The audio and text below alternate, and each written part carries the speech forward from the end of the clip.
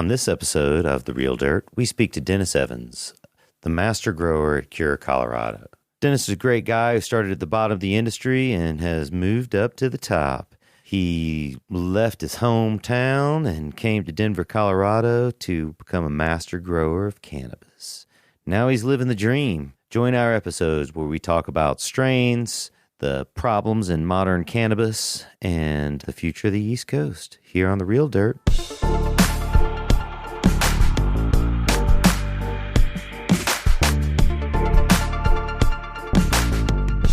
All right, and we're back again with The Real Dirt with Chip Baker. Today's guest is Dennis Evans of Cure, Colorado. Say hey, Dennis. Hey, guys. How's it going? Oh, it's going good, man. Dennis is the master grower for Cure, Colorado, a medical dispensary out of Denver, Colorado. Tell us a little bit about Cure, Colorado, Dennis. Basically, Cure, Colorado is a medical-only dispensary here. We have one storefront and one grow. We basically, from start to finish, grow all of our medical cannabis and try to provide it to whatever patients decide they want to sign their plant count over to us. Hey, that's a great way to start it. Let's talk about sign your plant count over to us. How does this whole thing work? Because we got medical and recreational here in Colorado. Absolutely. And so we deal with mainly on the medical side. And I guess the way it first started, honestly, was, people were caregivers and you had your patients and you were able to, grow their plants for them. And that evolved into what we have are the dispensaries now, obviously. And generally, we'll sell to our cannabis to anybody that has a medical marijuana card, but the way we get the rights to grow our plants in our facility is based on how many patients actually sign their state count over to us. And that can be anywhere from 6 to, well, it was 99 plants until yesterday. Oh, is that when it ended yesterday? He signed the bill yesterday. And it's like a light switch? I'm not sure if they're going to honor people's 99 plants whose card haven't expired yet, but I really don't know how that's going to go because people do enjoy those high plant counts, so we'll see what happens. Yeah, absolutely, man. So you guys get people with medical prescriptions for cannabis to recommendations, medical recommendations for cannabis to sign up with your facility. They give over their recommendation, so to speak, to you and allows you to grow their cannabis for them. Exactly. And then each person's allowed 6 plants now? I believe that, there's still an extended plant count available to people, but it's a lot lower than it used to be. Right. I think it might be 16. Yeah, I believe it's 16 per household, or that would be what you could sign over. Right. You get 100 people that sign over their 6 or 16 plants, whatever it is, and then you can grow 1,600 plants or 600 plants. Absolutely. You get 1,000 people to give you their script, so to speak. Right. And you got 6,000 plants. Exactly. Right. So that's how it works. Yep. How many plants you guys grow now? Currently, we have 4 flower rooms that are each have 100 to 150 plants in them. So that's roughly 500 or so there, depending on how we're going. And then we have 3 stages of veg for all those that have the same amount of plants in them. So at one time, we could be up to 1,200 plants in the facility, including our clones. Right. And how long have you been working in the medical cannabis industry? On the medical side, I've been in it since I moved to Colorado. That's actually why I moved here. So probably about 4.5 years now. You moved to Colorado specifically to work in the cannabis industry. Absolutely. Yeah. I used to actually be an engineer working on computers and in Salt Lake City, but I figured the grass was greener on the other side of the mountains, so it came out here. It is greener over here. It's a little bit. Literally, it's completely greener. Yeah. Well, that's actually how I gave my 2 weeks notice. I let them know. I worked for an LDS company too, so they weren't too excited to hear that. Oh, wow. They're like, oh my God, he's going to work for the devil. Yeah, basically. Right. Do you feel there was any like voodoo or anything put on you when you were starting to leave? Not yet. So far, so good. You're considered the master grower for Cure, Colorado, right? Many people aspire to be a master grower of cannabis and a master grower of other things. I'm interested how you got started. How did you become a master grower? Well, I feel like everybody that does aspire to be a grower has obviously started something at their house at some point or tried to do something at home, because that's kind of how it all started, in my opinion. When I first got into the industry, it was hard to prove to anybody that you could necessarily grow good weed or just be a great, asset to their company. So I didn't really have a weed resume per se to like present to someone to say, you know, this is my proof of what I've done and my experience. Right. So in the early days, you just said, "Hey, I've been working for Church of Latter-day Saints. Right. Doing computer engineering, and I now want to grow weed." Right. So they gave me a pair of scissors. That was the answer to that. That's how they you were start. like, here you go. Here's a pair of scissors, and you can start with trimming the weeds. So that's really, it's kind of one of those industries, especially when it first started, where you truly were able to start from the bottom and potentially work your way to the top. As it continues to evolve now, it's a little harder to do that because real companies are looking for plant science degrees, and, you know, they're trying to really, you know, they almost look for people that don't even smoke or use cannabis, you know, because they just want the scientist part of it and the science side. Yep. Unfortunately, that's ignorance in the industry. Most of the people that have no cannabis experience or no love for it grow shit weed. Yeah. I'm talking to you guys out there with your horticultural and botany degrees that are growing shit weed because you don't care about it. Now, to the other people that got botany and horticultural degrees that do care about cannabis, it's a different story, man. Right. You know, they understand it and can grow it well. Oh, yeah. But just because you got a horticultural degree doesn't mean anything. Oh, yeah. And you need to be able to test your product at the end of the day, too. I mean, I don't think I'd go to a brewery if the brewer was sober. Yeah, totally. You know? Like, if he can't describe the type of hops you're, you know, drinking, what good is it? Exactly. Right. 100%. Yeah, there has to be this, you know, with all this regulation, it's kind of fucked up our, like, interaction with the cannabis plant. Right. Living in Northern California for 20 years, this is what happens when you go visit a cannabis farm. You go to the farm and they immediately start to smoke you out with as much weed as you could ever consume in one sitting or standing or walking. Right. They, you know, at least my friends, the ones I have visited, they're trying to impress you. Right. And you know, oh, hey, look at this plant. It's hard. It's a slow grower, but it's great. Here, let's smoke some of this weed. Wow. Let's taste that earthy taste. We get that by applying seabird guano. Exactly. Right. And it's hard to get that with this regulated industry. Mm-hmm. Right. You go to a vineyard. Right. And what happens? Same thing. Oh, yeah. Right. Like you're tasting wine, you're smelling wine, you're looking at the grapes. Right. Mm-hmm. And we need that type of interaction. Oh, absolutely. And that's just another way to realize, you know, the only way I'm going to be able to make my next crop better is if I know the quality of my last crop. And I feel like, you know, being involved with that actual plant and knowing how it works and the effects of it is one of those requirements. Yeah, absolutely, man. Smoke it up, dude. It's one of my big complaints in my side of the industry, the indoor horticultural side, is that they've often shied away from cannabis, talking about cannabis, having cannabis flowers. Like, you know, I've gone to trade shows, the major trade shows for hydroponics, and they say stuff like, we'll kick you out for smoking weed. So, like, what's the first thing me and my crew do is, like, smoke everybody out. Exactly. Fire it up. And, you know, in the immortal words of Bubba Sparks, fuck the law. They can't arrest us all. It's true, though. I see these events, and it's really funny because even with like some of the publicly traded horticulture companies, they refuse to say certain words and they won't carry certain items just because it's got the cannabis label or the cannabis connotation for it. Oh, yeah, man. I mean, we've had numerous problems with banking, governmental, and, you know, people. Years ago, 2011, the cops busted into one of my hydroponic stores. Right, guns drawn, freeze! Everybody, put what you're doing down. You know. Wow. Okay, because someone had used our address to mail weed. Had been using our address, right, to mail weed to Pennsylvania. And the cops thought we were a medical, like, dispensary. At the time, that's all that was around, was medical dispensaries. Right. So they, like, busted in, and they, like, literally, like, looked so dumbfounded when they walked in, you know, and they'd open up the next door, and the next door were like, here it is. That's hilarious. Well, I mean, it probably wasn't funny at the time, but you know, it actually, there was like one dude that literally shit a fucking brick and thought he was going to jail. I don't know what he was doing at home, but like they thought they were coming for him. And then everybody else just totally laughed at the cops. Right? It was this great experience for us and kind of them too. right? But it was a little scary because you see how, you read about those stories where they bust into the wrong house thinking it's a crack den and kill somebody. Right.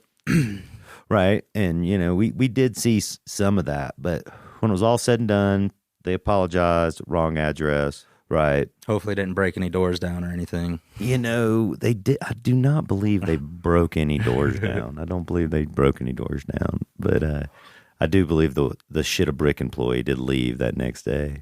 And we've had banking problems. We've been kicked out of numerous banks. We've been kicked out of numerous merchant services. Like, Oh, yeah, just like for POS stuff and all that. Yeah, they just think, they think we're selling weed. And it's like, well, this is a light. This is fertilizer. This is, soil. Right? Like, this isn't weed. Right? But it's the education and, that's partly what this show is about. Really want to educate people on the culture and the realities of what's happening. So much in the news, you can't get the straight answer. Oh, yeah. Right. No, that's exactly true. I mean, every time I read another article about cannabis, it's like I'm just wondering to myself, like, okay, what are they going to say today? Yeah, God, or what picture are they going to put up for that matter? Yeah, right. What stupid thing are you going to say today? Yeah, there's lots of enthusiasm about the cannabis business. It's super sexy, right? You wanted to be involved with it. You moved states, Absolutely. right? With just the dream. You didn't even have a job, right? No. You were like, I'm moved to Denver and I'm going to grow weed. Yeah, well, and I knew at the time when I was moving to Denver, it was still a little bit different because you could, actually still grow a relatively large amount of plants at your house. So that's at the end of the day, if I was just taking care of myself and having a regular job, I would have been happy in Colorado. But since I was coming to start entry level, I figured I might as well jump into the legal side of the industry. Yeah, right. Absolutely. I've been, tons of grow rooms over the years. I'm going to have some haters out here for this, but the quality of the technology and the thought that goes into the build outs of the new Denver grow rooms are the most superior, like, in the world. Nobody's putting the money, the energy, the time, or the brains into it right now like Colorado's done. I 100% agree. Right? Absolutely. We were just at your facility the other day, as a matter of fact, and we saw probably like a 1200 amp flip device. And what this does is it flips the amps from one side of the building to the next side of the building, so you can double your overall amp usage. Absolutely. Right. Because the big problem that we have here now is, like, there's only so much power pulled to these old warehouses that we are actually able to zone for grows. Right. And when you call, Colorado Power Company and tell them that you need more amps, one, it's a very expensive upgrade, and two, it's very hard to get them to agree to do it. But the upgrade itself can, I personally know about one grow that bought a large facility that they wanted to run, 250 lights in, 300 lights in, and they just couldn't do it because they didn't have the power. And when they called the power company, it was $100,000 for the install, and they didn't have that money up front. So, yeah, what we did to mitigate that problem was literally use the same power and split it between half the building, since everybody, as we know, the photo period's only 12 hours and there's 24 hours in a day. So that's twice as much we can get done. So let's explain this to some of the people out there that might be listening and don't understand what's going on. So cannabis flowers on 12 hours of darkness. Correct. Right. So during that 12 hours of darkness, you don't need your high-powered lights on, just your environmental control systems, your fans, your AC, your heat, your dehumidifiers. Exactly. Right. Maybe sometimes your irrigation. Right. But mostly not. And so people commonly increase their flower rooms by adding some type of a device that flips the lights from one side of the building to the next side of the building. Correct. We've sold like primitive versions of these in the past where you could have 10 ballasts and run 20 lights. Right. You guys have like 100 lights though. Oh, yeah, right. Easily. Right. You're running. We got about 36 in each flower room. So, and then, we have 70 in each big flower room and 36 in our small flower room. Right. So, and the 270 rooms are the ones that flip, obviously, because they're the same size. Yeah, I just viewed your facility the other day. We did this great little video. Everybody should check it out on therealdirt.com or on our YouTube channel. And you can download this episode on iTunes, of course. But check out this tour we did of your facility. One of the things I was impressed about the most of your facility is the do-it-yourself nature and the inexpensive fixes that you came up with on the fly, so to speak. Oh yeah, I mean, when you're working in some of, like I said, with these older warehouses and older buildings, you have to kind of get yourself into the mode where you just problem solve. You know what I mean? You have to look at a problem and just be able to go and figure out how to do it, because we don't always have the money and the time and the technology to just drop a ton of money fixing our problems. So, give me a good example. Give me what happened yesterday. What'd you fix yesterday on Do It Yourself? How about that? So the most recent problem I fixed, honestly, we're coming into summertime right now, and obviously one of the most important things with cannabis cultivation is your environment. And dealing with the warehouse we deal with, sometimes we have like some uninsulated parts of the building that we're doing great this winter, but recently we realized in the summer heat they're just not going to be able to maintain. Swamping hot. Oh yeah, I was walking into a 90-degree room every day, and that's just kind of pretty unacceptable unless you're in the ground. Obviously, that's a different story, but with cocoa, a 90-degree room is definitely not where you want to be. So what I ended up doing, because that was a room full of really hot, high-pressure sodium lights and ballast, is we decided to convert that room into a different type of room, and we changed it to a room just for our mother plants and put T5s in there because they generate way less heat. And that was just, we literally just had to take 2 rooms and switch them. One room was more insulated and had a bigger air conditioner. The other room had exterior walls and really hot lights in it. So we just made the switch and didn't lose any money, didn't really have to spend any money, and still were able to save our plants. Just shuffle the cards. Yeah. Shuffle the cards. Yeah, it was definitely a big project, but it's worth it at the end because, you want your mom's healthy too. So starting with good, healthy cuts is going to be great as well. Right. Now, you guys grow great weed, great cannabis. It smells great. You guys are drying it properly. It tastes great. Per your own admission, you guys don't have a state-of-the-art facility. That this place was built years ago. Mm-hmm. And the point I kind of really want to make here is that you don't have to spend millions and millions and millions of dollars to grow weed. There's always ways to basically get the job done. You know what I mean? If you've got the basic equipment, the proper knowledge, and a way to control your environment, I think you can definitely always, grow a decent product for sure. Yeah. Now, environment's number one. Absolutely. Right. You got to have your environment down. Right. And cannabis can grow in all types of environments too. Right. I mean, you can grow it at 90 degrees. Absolutely. Right. But it does way better at 78. Exactly. Right. The buds look better, it tastes better. Mm-hmm. I'll often hear people say, "Oh, the stress, it's good for the weed," and it's like, well, they just can't get past the stress, right? And their weed's good. I guess stress makes us stronger too, but at the end of the day, I only want so much. So these, the plants will respond the way they're supposed to. Yeah, stress. I mean, I don't know if stress makes us stronger. Really, I know that's a statement people say, but my cousin Paul, he's always coming up with these interesting sayings, and his saying about weed is fat kids love cake. Right. And so you feed them, you pamper them, you don't let them do anything, you don't let them want for anything, you just keep feeding them and keep feeding them. Right. And it is kind of true, man. If you give your plants the ability not to want for anything, right, then you get the best plants. Oh, absolutely. Yep. I always joke with some of our assistant growers is every day that I come in, if I see a plant that's drooping a little bit because it looks like it needs some water or something like that, I'm like, that's one less day of growing because it didn't grow today. It didn't do anything today. Yeah, right. You know what I mean? It wanted stuff all day, just like you said. Yeah, that's a good way to look at it. Yeah. So it's a good way to talk to people about it. Mm-hmm. Yeah, I noticed when we were at your place the other day how you interact with your employees, and you kind of mentioned this to me too. It's important to be able to work with people and to have a team environment. Oh, absolutely. And the guys that I work with right now, they're really great. They're actually starting the exact same way I did. They came in here. They've actually moved here from Louisiana, had zero experience, started in our trim room, and then as soon as a position opened up, I just saw good integrity, so I brought one of them out of the trim room, and he's kind of just been working with me ever since, learning my recipes, if you will, and techniques and different things that I do. He's actually going to be taking care of it for me for the next 2 weeks. So, Do you guys have a standard operating procedure, a book of how to do it? For the most part, we do have a standing operating procedure, but at the end of the day, you still have to read your plants. So you have to come in and look at everything. Like we have schedules for everything. We have procedures for everything, but it's still a day-to-day job where you got to come in and look, because sometimes what I have scheduled today might not be appropriate if you really don't want to mess things up. Yeah, right. Well, hey, man, thinking about messing things up, let's take a little small break so we can salute to our sponsors, Cultivate Colorado Growers and Denver Normal. Maybe we'll find some other weed. It's Real Dirt with Chip and Dennis.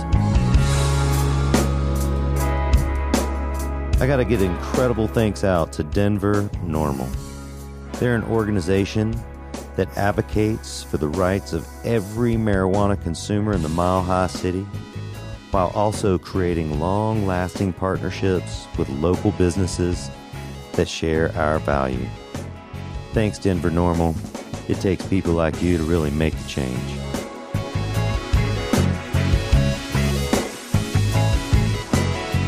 All right, and we're back. Real Dirt with Chip Baker and Dennis Evans from Cure, Colorado.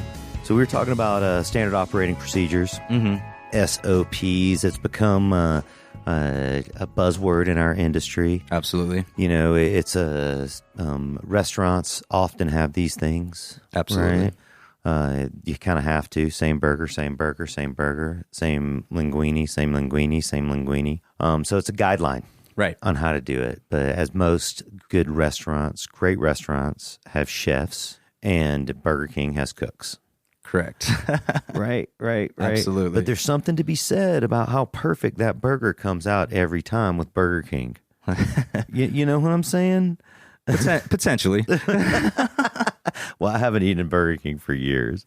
Right. But yeah, let's talk about that, man. You know, many people throughout the industry are employing non-cannabis related people, like we said. Right. How do we keep the culture in it? How do we keep this thing we keep talking about, like, you know, the wine the vintners have with being able to taste the wine or Yeah, I mean, that's really a great question because, you know, especially on the medical side of things, when we've got, you know, some of these new states turning over regulations, like where they are medical only, it's really hard to see people being able to still have that culture at the same time as follow all the laws, if you know what I mean. Yeah, absolutely. Because right now, that's kind of what they're using as their standard is how is it truly just medicine if they want to go that route, you know what I mean? So the culture part, you know, I always joke around that I feel like a lot of head growers in Colorado or master growers in Colorado that started out with their own little thing at home are looking at themselves now like everything we ever wanted, we didn't really want. Yeah. Maybe we didn't want it legal. I feel like a lot of people have that idea, and it's because they want to keep the culture in it, but it's kind of hard sometimes, you know? Well, I definitely understand, like, that, you know, you're in a manufacturing facility, it needs to be right all the time. You need to have non-intoxicated employees. Right. 100%. Right? I understand that. But just like, man, you go to the nicest restaurant, you know, in Denver, and the chef is going to taste the food. Oh, yeah. Right. And before he serves it to you, he's going to make sure like it's right. Right. And, you know, the laws don't allow for that. No, I know. It is a weird notion, you know, because even if you look at like when you go to any good like craft brewery or tap house, you know, the bartender, if he taps a new keg, he's going to taste it, make sure it's right. You know what I mean? It's the only way to do it. And I wish more often we were able to do the same thing. But at the end of the day, when I work for a facility like I do, honestly, I can't even purchase the marijuana that I grow because I don't have a medical marijuana card. So, but you have a badge that says that you can work in the industry. So it's, you know, that's just and that's how I think some of the future states, especially on the East Coast, when they turn over, is going to be. Is like you're not going to be able to use the product you grow technically because especially in those states, getting a card there isn't like getting a card here. Well, that's man, yeah. I feel like that mentality is really gonna do harm to weed. Absolutely, right. And I know there's people out there saying that, you know, they can grow great weed without sampling or tasting it, but it's just not true. Right. Right. All right. Flushing. Let's talk about that, for instance. Okay. Right. So, like, You've seen it, like you'll flush plant. Do you guys flush? Absolutely. Right? You guys have a standard flush procedure? 100%. Yeah. I always have to. I mean, I really, because everybody was worried about potency and quality of marijuana, but at the end of the day, for me, it's taste, flavor, and whether or not it's harsh and going to kill you when you smoke it, you know? Yeah, absolutely. So flush is flush and cure are the two most important things in my book. Obviously, they are. growing a good product is hard, and the environment is good, and you're going to grow a great product, but you better take care of it at the end or else it won't finish. You can grow beautiful weed and not finish it right, and it doesn't taste good. Yeah, absolutely. So, okay, so say you guys flush for 2 weeks, maybe? We flush for 10 days. 10 days. So you flush for 10 days. So, man, sometimes it doesn't flush right. It doesn't, and sometimes it flushes way better than it does. Oh, others, absolutely. right? And there's not an exact science to that. Right. You could say like, oh, I flush it 10 days every time and this happens, but it's just not quite. Sometimes it's too much. Sometimes it's not enough. Yeah, exactly. Right. And you see it when you fire the weed up and the ash is black. Right. And it falls off in these big chunks. Looks like charcoal. It looks like charcoal. When you put it in a bowl, nothing happens to it. Right. Right. And I've seen that on 2-week flush. Right. Oh, yeah. Right. But like then some other times, like the ash just like evaporates and flies through the air and like pulls right through the bowl. yeah, exactly. And it's just so fine. Right. How do you figure that out if you don't smoke the weed? Right. How can you grade it and say this is top notch grade weed? Right. Even for medical purposes. Absolutely. Right. Like, oh, then somebody's going to develop an ash test off this, by the way. Right. There you go. They're like, I've got an asher and we analyze the ash. Well, and it's funny that you talk about that because that's what they're using to do everything now is testing. That's why they think they can do it scientifically without tasting it. But how do you test for flavor? But I guess they have terpene tests now and they have potency testing and they have all that. But really, I still think that at the end of the day, the best test is to go ahead and try it out. Right. Pharmaceutical industry's coming into it. I mean, you like, oh, limonene, whatever. Right. And you just think you can compile those. Man, often it tastes synthetic. Exactly. Right. And we taste this in the vape pens that are distillate with added terpenes or in added it. terps. Yep. Exactly. Right. And, well, it's just like when you get watermelon flavored bubble gum, it doesn't really taste like a watermelon. Yeah. Right. Or, I don't think so anyway. Yeah. I mean, it's artificial flavor. It's watermelon gum. Yeah. Right. Artificial flavors. You guys have a dispensary and you sell directly through your dispensary from all the cannabis you grow. Absolutely. Do you know if you're able to meet your demands? Right now we are. We only have one storefront, but we are in the process of expanding. We'll eventually be opening a store in Rocky Ford. So it'll be interesting if Colorado's got some laws in the work because there's all kinds of weird laws about licensing and what you can do with your marijuana that you grow legal. So like, for instance, when we open our store down in Rocky Ford, there's potentially we can only send so much of the weed that we grow in this license to that store. It's just called like a 70-30 like vertical integration, I think they say it is. Okay. So on the recreational side, there can be a recreational grower and he can sell as much as he wants to any dispensary he wants. On our side, for the medical side, we have to grow 70% of our product. We can only purchase 30% of our product. Right. Okay. So when we open our store in Rocky Ford, if the laws haven't changed yet, but they are in the process of changing them, technically we can only buy 30% of our product from our other store. Right. But right now we're meeting our demand because, again, we serve our patients, so their plant count allows us to meet their demand. My point is it's a boutique shop. It's you grow it and you guys sell it direct to consumer. Oh, absolutely. Right. You can't. There's no prepackaging even. We still have the jars and people get to almost cherry pick their nugs. Oh, right. I go into a lot of places like that. Right. I guess I should open my eyes. Are there places that's just all prepackaged? But now every prepackaging is basically the next step, and I feel like in the recreational side especially, because it just makes the lines go so much faster. It's kind of a bottleneck the way it used to be. If you walked into a rec dispensary, the line took forever because they had to weigh out an eighth after they talked to the person about it for a half an hour. Whereas now with the pre-packs, like they still have a jar of weed that you can go in and smell and look at, and then they reach behind the counter and give you what they have. So totally, yeah. Which is a turn off to some people, to be quite honest, because they're like, "Wait, I just looked at that," and, then they Right. get a little confused. Well, I mean, for years people have been buying weed on the street like that. You want an Exactly. eighth? Yep. You right. Where's my 20? Give me a little 20, 20, 20. Oh, that's right. It's Friday, man. It's Friday. You ain't got a job. You ain't got shit to do. I'm fixing to get you high. You got shit to do today, don't you? Tell me this interesting thing you're doing later on. Oh, the flight? Your flight. Oh yeah, I'm actually leaving for Iceland in a couple hours. Gonna fly out to, that's actually where I'm from, so gonna fly out and see some family and take my wife out there for her first trip to Iceland so she can meet them all. What's the weed like in Iceland? It's actually, when I do get it out there, it is really good. I mean, it has to be grown indoors, so, and I know I'll probably get a lot of haters for this comment, but I personally prefer indoor weed over anything. If you can control an environment to the T, if you can control your environment, I feel like you're going to produce a better product. That's just how I feel. We'll raise the studio view, the booze. Yeah, no, that's fine. I guess it's because I've always dealt with it for the longest time. Right. What I have the majority of experience with is indoor controlled environments. So, I mean, I have spent time working in a greenhouse, and that was quite interesting, and you learn a lot there. But I just really, really enjoy indoor weed, Right. indoor cultivation. I've smoked a lot of weed out there and seen even more, maybe. But here's my view of it, man. The best of the best of the best, the small percentage of full sun outdoor grown in like Northern California, Southern Oregon type of outdoor environment. And not all of it's like that. Right. Only this small percent of it, and I couldn't even tell you what that percent is.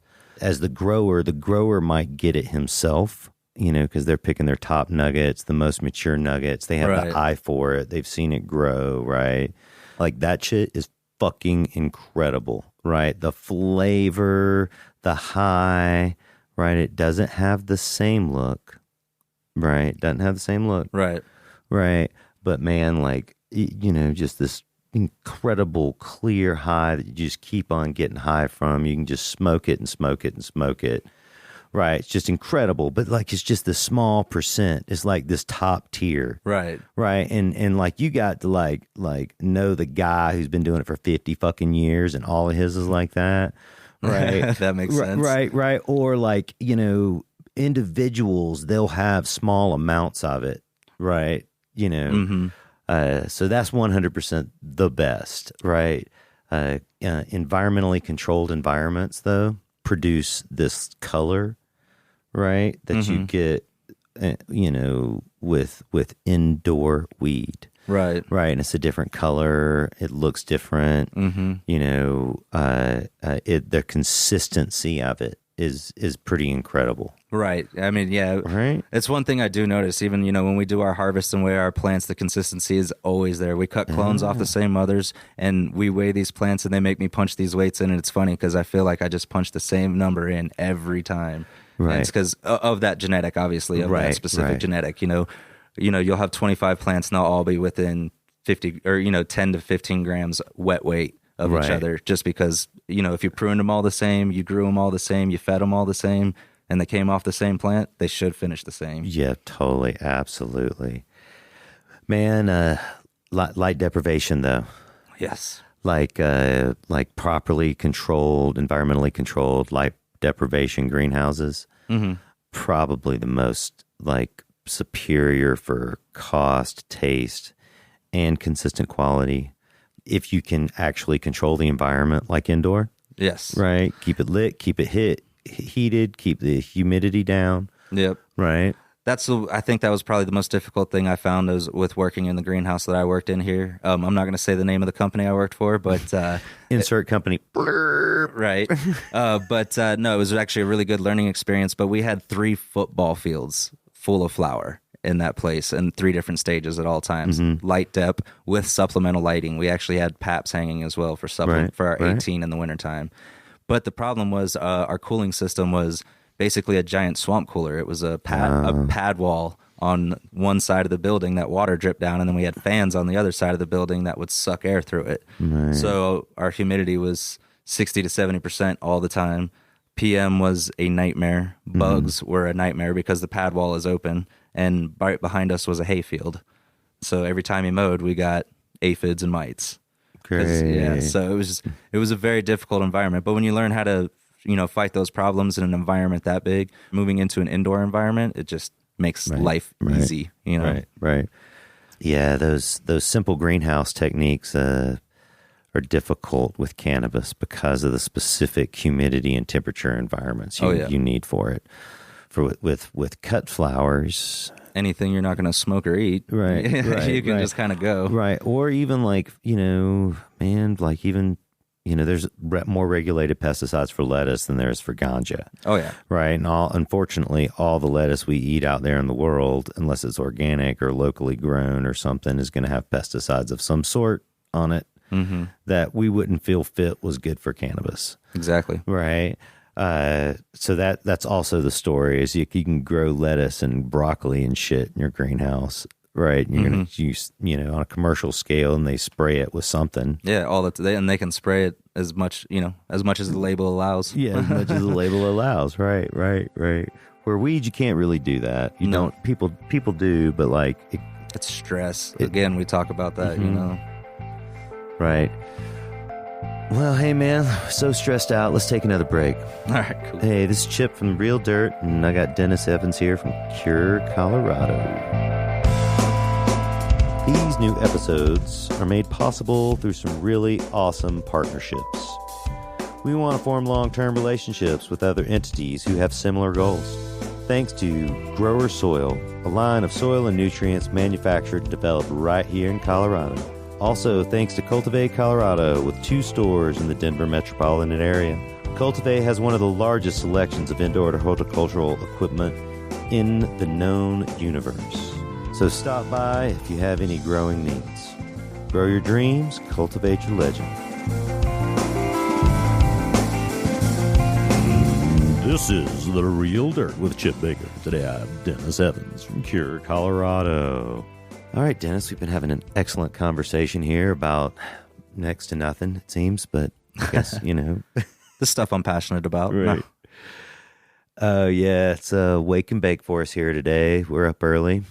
I think it's 6:30 by somebody's time, a.m.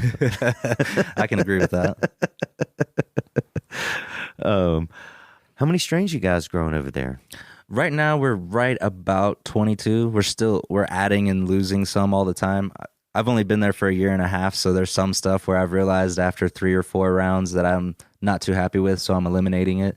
And there's new stuff that I like to bring in just because, new genetics are always fun to grow. I mean, not necessarily new genetics as far as the industry, but... Are your strains patient-driven, or do you guys drive it? Right now, they're kind of driven by us. When I first started, they only had 5 strains. So the first thing I said is let's try to bring in as much as we can. And they agreed with me. So we went ahead and just started getting as many cuts as we could. Some people aren't as willing to give away new genetics or their genetics. So we just acquired what we could from the places we could. And now we're up to about 22. So the patients are starting to pick and choose, though, what they like. There's definitely requests that come in for things. Right. Absolutely. What's currently requested? Gorilla Glue number 4. Still, it's been talked. I thought it was going to fade. Like the good, cookie. Dude. Oh no, good. I know. I can't help it. I mean, do you have any? Nah, not on me right now. But ours really tests like between it when guests bring weed. Noted. You'll have to have me back. No, I'm going to the airport after this, man. Oh yeah, that's right. Okay, you get a pass. No, I'm serious. Bring weed if you come over. But yeah, so the Gorilla Glue number 4, ours tested like 28 to 29%. So it is definitely, people like to request based on the numbers sometimes too. When they see it's one of your highest testing strains, they tend to request it more too. I feel like after 19%, no matter what, I'm getting high though. So I go for flavor and taste. Yeah, the terpene signature is underlooked in this whole thing. Just like essential oils have medicinal effects in our other lives, lavender, rosemary, Nag Champa. I don't know if that's an essential oil, but but anyway, same way with weed, man. Right? Sour diesel's considered a lower THC compared to others, right? But man, I get way higher off sour diesel. That'll be like 22% THC than I do off like a Jack Hair that's 27%. Exactly. Oh, right. Yeah, definitely. You know, I can see that. And it also, the testing methods too have go in a lot to do with these percentages as well, you know, because if you deliver anything with moisture, that's going to affect your percentage. So depending on how they deliver their samples, I tend to wonder what's going on when I see some of these testing numbers come back at some other of these dispensaries. Yeah, well, we've talked about this over and over again on the show, is there's not so much integrity in that whole side of the industry. And, you know, you're getting paid to sell tests that test high, right? And, you know, we've seen this rise in testing, right? And it's like OG used to be like 18%, man. Now it's like, you know, 26, 27. Magically. Like, you know, same cut. The tests are more accurate, right? And it's like, I don't know, man. Something's going on there. You know, I should have some testing facilities on. Yeah, absolutely. Grill them. I think you should. Tell me what's going on. There's plenty of them out there. Everyone wants to make $1 off that. That was the new industry there for a second here. Yeah, there's like, because in my views, there's next to no regulation on it, but I don't know. Maybe there is. I think there's one state accredited lab. One.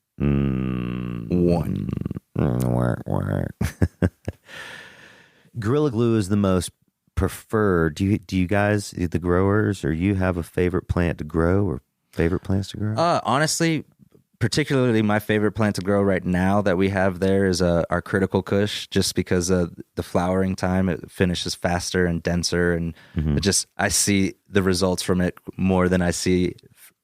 quicker than I see any other weed. You know what I mean? Right. So it's, you know, it flowers faster, it finishes faster, and it's just fun. Good to see. It has a nice fade when it flushes, and it looks really, really good. And it produces a lot of weight, so I like that. What's the genetic history behind that? On that one, I believe it's critical mass crossed with OG, I believe.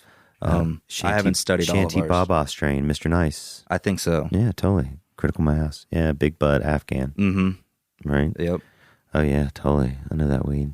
So, man, tell me about what a grow day looks like. I want to hear about, like, everybody else wants to hear about, like, how you guys do it. Well, I can't give away all the good secrets. Yeah, exactly. But you'll have to come and apply for a job, go through our training program. Right. No, basically, a day for me, I'd like to get in there, obviously, before everybody else as the head grower, so that I can, you have to walk around and look at everything. First things first is walk around and look at every room, make sure that lights are off where they're supposed to be, lights are on where they're supposed to be, and plants are basically looking the way I assume they should look. And from there, I can build my day. You know, we hand water everything and we use cocoa. So, you know, we're kind of on a schedule, but I still have to basically go around and feel almost every pot to make sure, because overwatering is a big problem and I don't want to do that. You know what I mean? That's really detrimental. It causes more problems than we want to deal with at our grow. And so, you know, I spend the day checking all my pots and then getting a list together for what my guys are going to do once they get in. And essentially, you know, when they come in, you know, whether it be we're going to prune an entire room today or, you know, trellis a room out so that we can get as much space under the lights as possible. It all depends. But, you know, we go through basically every grow room, make sure everything looks good, and then decide what we have to do for the day to start with. But I saw your clone room the other day. Right. You guys take clones from mother plants. Your mother plants are grown under T5s, under cocoa fiber. Let's talk about your clone technique. We talked about that a while the other day. What I always tell the people that I work with is when it comes to cloning is, for me, less is more almost. You know, a lot of people try to like hammer them with some kind of, you know, rooting solution or you know, different hormones or lots of food, and they have all these techniques. But at the end of the day, my technique is to try to take my clones off mothers, take the hardiest cuts that I can that, you know, obviously not too thick, and basically just use an easy cloner, which is an aeroponic system, and RO'd water. And just make sure that my biggest thing is cleanliness. You know, if you're not clean when you're taking your cuts, then you're probably not going to have a successful rooting. But basically, we take 8 to 10 cuts at a time, keep them in a glass of RO'd water until we make our final 90-degree cut, throw it in some rooting hormone, and just put it in an easy cloner with RO and let it be for 2 weeks. I try not to touch it. Occasionally, I'll spray them with a little rhizotonic to kind of force some rooting. But other than that, we just kind of let them be. Right. And you just put water, just plain water. Yeah, I mean, it's RO'd. It goes, Right. it's a lot of waste, I feel like, but that's why that's the only thing we use on our RO for. So then you take those clones, you transplant them into like 4 or 5 inch pots, Right. cocoa fiber, grow those under tea lights. Mm-hmm. Right. We do that. Yeah, we leave them under that stage for about 2 weeks until we will transplant them again into it's equivalent to about a 3-gallon pot, I would say, the square pot. So it's a little hard to judge, but we'll put them in there and they'll stay 2 weeks more under T5 lights. And then from there, we'll give them 2 weeks under metal halides. Right. And then you transplant them again when you go into metal No, halides? I actually stay in the 3-gallon pot. All the way through flower at this Yep. point. Oh, right. I just I prefer it. We did do 5 gallons for a while, but I wasn't able to water as often as I'd like, and less water is less food. And like you said, fat kid likes cake, so Yeah. we had to give it more. So smaller pots make it drink faster and work more efficiently. Right. Absolutely. How many times a day you guys water when they're full grown? Honestly, we get to once a day. Then right now we're every other day until Right. about week 6. We're about every other day, and then after that we're giving them pretty much a lighter mix, but we continue to water them every day.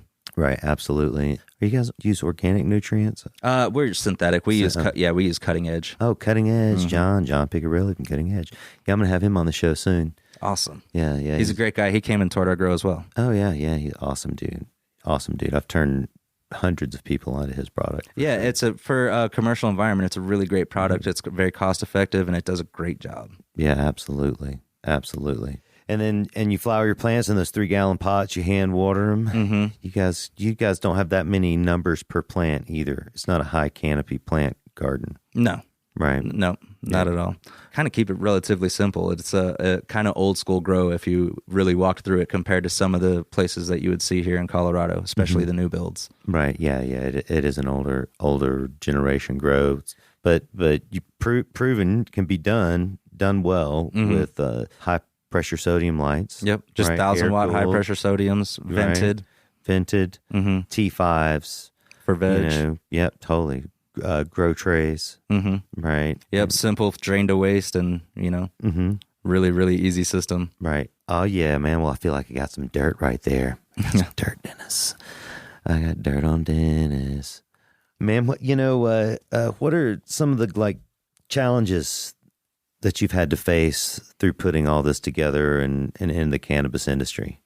The biggest challenge is sometimes is just trying to get people on board, make sure everybody agrees with what you're doing and actually wants to move forward. Because granted, we do things at this grow a little differently. Some of the other places I've worked, they don't necessarily want to evolve with the technology.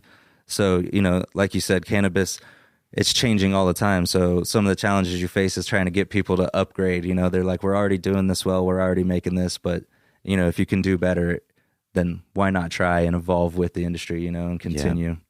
And I think that's the biggest challenge, is just getting everyone on the same page, because it's probably the same way in a lot of industries, whether it be restaurants like we were talking about earlier. It's probably hard to get owners on board as a chef sometimes, Yeah, absolutely. No, we got to buy the higher end vegan bacon. We can't buy this cheap stuff. Right. What's in the future, man? What's next with cannabis? What's next? Well, it seems like they're still expanding state to state all the time. I mean, I feel like I always hear about another state at least going medical. I think over half the nation is medical now, right? We got more than 26 states, I believe, and a couple that are just voting on legislation as we speak. So yeah, absolutely. I feel like, the future is definitely, all those states are still going to be really green to the industry, if you will, just not really, there isn't a ton of growers on the East Coast. I'm sure that, again, it'll be like a whole nother starting from scratch where there is no weed resume out there. So I think that the future is honestly going to be the same thing that happened out west happening on the East Coast. You have Massachusetts that just went fully legal, and other states around them that are just thinking about it. Because interstate commerce there is a lot closer than it is out west too. So a lot of states are worried, are we just going to have to deal with people black marketing through our state, or do we just want to jump on board? So I think that the future is definitely the East Coast for sure. Yeah, no doubt, man. Yeah, they've been waiting for it. They've been waiting for it. They keep coming out here. Maybe it'll slow down our traffic on I-25. So says Nebraska. Right. Awesome, man. Man, it's been a great episode of The Real Dirt here with Dennis. You can download this episode on therealdirt.com or on iTunes at The Real Dirt Podcast. Look us up on YouTube. Dennis, it's been great having you, man. Thanks for coming. Yeah, I really appreciate the opportunity. Thanks for having me out. Yeah, man. Look forward to seeing what's next. Bring back some of that ice bud. Yeah, right? Definitely. All right. Later, buddy. Thank you for joining us today on The Real Dirt. It was a pleasure to speak to Dennis Evans, master grower at Cure, Colorado. Got a great insight into what drives people to be into the cannabis industry. And we really like touch something with how the culture needs to be emphasized, and we can't turn this into this sterile pharmaceutical style environment. It was a pleasure speaking to Dennis today, and I hope you enjoy our episodes. Please download it on therealdirt.com or check out The Real Dirt Podcast on iTunes. We've also got a YouTube channel at The Real Dirt. Thanks for joining us.